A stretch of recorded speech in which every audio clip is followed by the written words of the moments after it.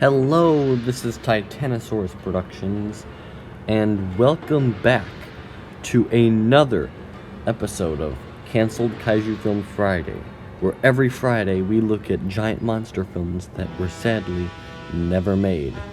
Whether it was an unfinished, whether it was a script and it never went through into production, if it's an alternate version of another film, or if it started production but had to be halted. We cover it all.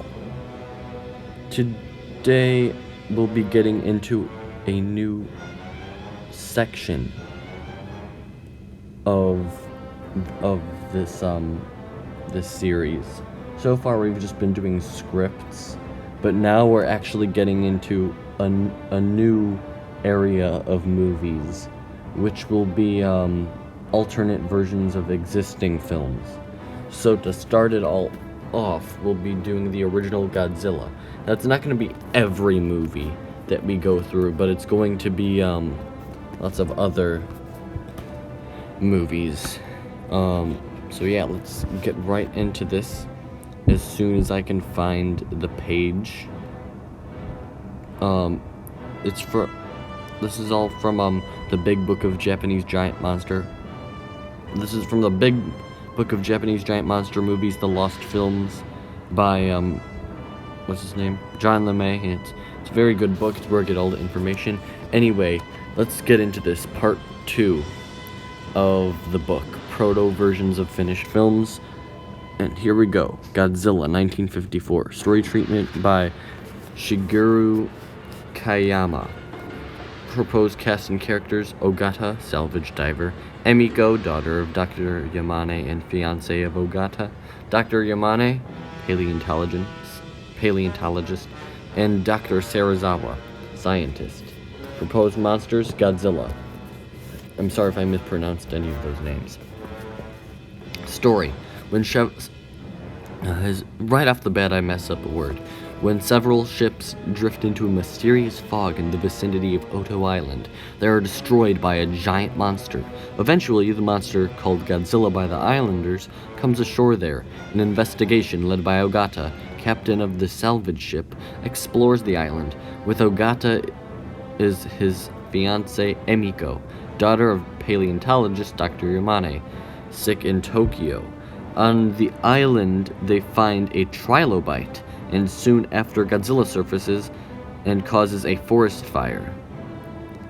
Back in Tokyo, Dr. Yamane theorizes Godzilla is a prehistoric dinosaur awakened by the H-bomb. Godzilla comes ashore in Tokyo Bay, where he destroys a lighthouse, and the next day devours a herd of cattle. The government erects an electric barrier around Tokyo, which Yamane tries to sabotage, but is stopped by Emiko. The towers don't harm Godzilla, who also scuffles with the self-defense forces before returning to the bay. Emiko tells Ogata a secret shared with her by Dr. Serizawa, an old friend who has invented a new weapon capable of destroying Godzilla.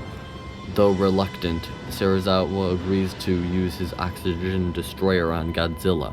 When the scientist detonates the device underwater, he severs his lifeline and commits suicide to die along Godzilla. Now, there weren't much differences in there, but the difference is that were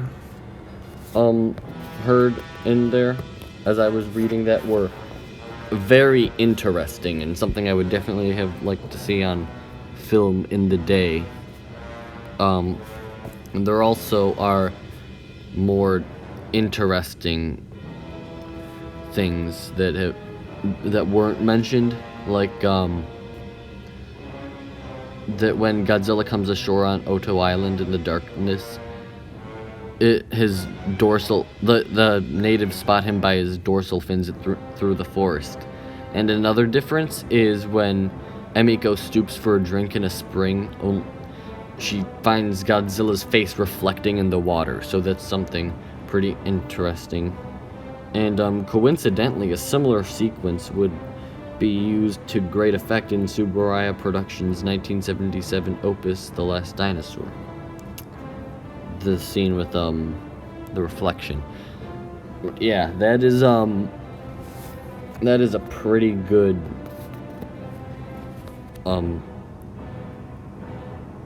pretty good alternate version of the movie, and it would have been pretty awesome to see what that would have looked like. Yeah, that is pretty much it for this episode. Next time, we'll be looking what happened before Frankenstein conquered the world in Frankenstein vs. Godzilla. That's all for this video. Goodbye.